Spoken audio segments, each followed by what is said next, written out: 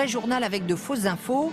Un 1er avril 1964, les actualités télé-révisées. Et dans le costume du présentateur, un comédien. Hein? Quoi? Mais oui, mais comment c'est sans moi, les enfants? Hein? Mais oui, mais c'est le journal entièrement relaxé. Les actualités entièrement reposantes. Mais oui, allez. Allez.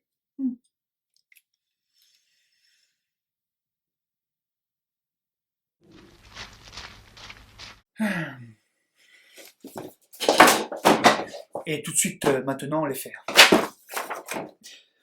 Une dépêche AFP vient de tomber à l'instant, mesdames et messieurs. Renforcement dû aux restrictions à cause du virus. Deuxième dépêche. Renforcement des restrictions dues à la virus. Virus est maintenant féminin pour parler avec l'Académie française. Dépêche numéro 3. Les coiffeurs restent ouverts pour les personnes sans cheveux. Numéro 4. Papier toilette. L'heure est grave. Un seul rouleau par personne et par mois. Une exception, les personnes possédant un toilette turque. Numéro 5. Le lavage des mains est maintenant obligatoire avant et après le pipi. C'est la dernière. Interdiction de fumer sans le masque. Comment va-t-on faire? Tout de suite un reporter spécial pour une émission très spéciale. Si vous le voulez bien, nous allons ouvrir ensemble ce dossier brûlant. Dans les ascenseurs d'immeubles et dans les halls de gare. Et le Français s'étrangle d'indignation. Qu'est-ce que vous pensez de ce projet? Eh bien, elle est belle, la République. Une atteinte directe à la liberté individuelle et je suis absolument contre.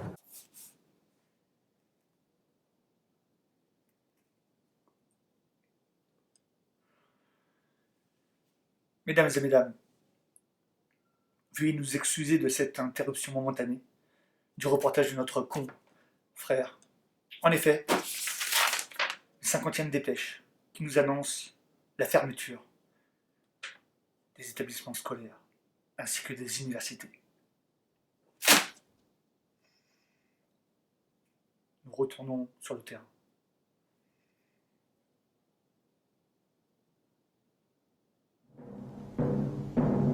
La Sorbonne, quant à elle, est toujours bien gardée. Les manifestants sont décidés à ne pas céder le terrain avant d'avoir obtenu satisfaction. Mais moi, je voulais passer mon bac, hein? Ils ont du cirage dans le ciboulot ou bien? Nous voici de retour sur le plateau pour la dépêche numéro 200, AFP. Trop de dépêches et les journalistes sont partis boire un café.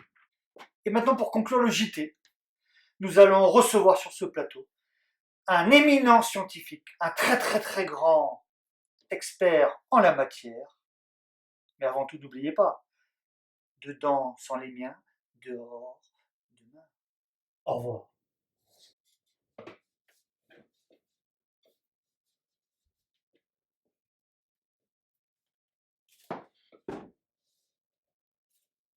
Professeur R, coiffeur et créateur depuis 3 générations, de père en fils et de fils en père depuis 1500 avant Jésus-Christ.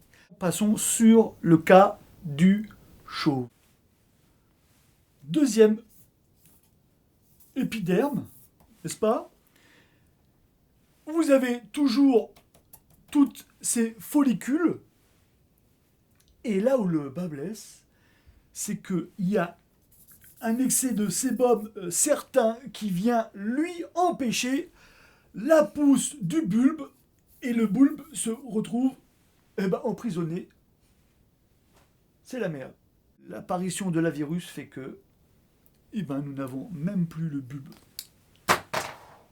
J'en perds mes moyens, messieurs dames. Ça va, Francis, hein?